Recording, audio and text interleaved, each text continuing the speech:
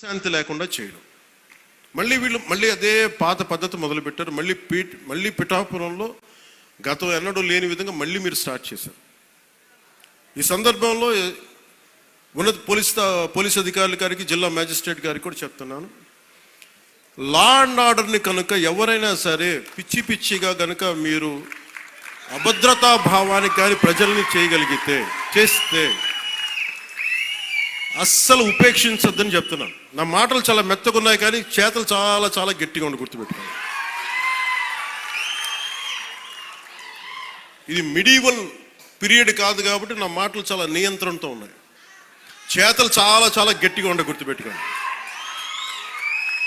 అందుకని మీరు రాజకీయ పరంగా ఏదైనా చేద్దామంటే సంతోషం, అది మీరు ఒక విమర్శ చేయండి, ఇక్కడ అభివృద్ధి బాగలేదు, ఇంకోటి బాగలేదు. కానీ మీరు కులాల మధ్య, మతాల మధ్య గొడవ పెట్టేద్దాం అనుకుంటే వాటిని మెరుగు నేను వ్యక్తిగతంగా చాలా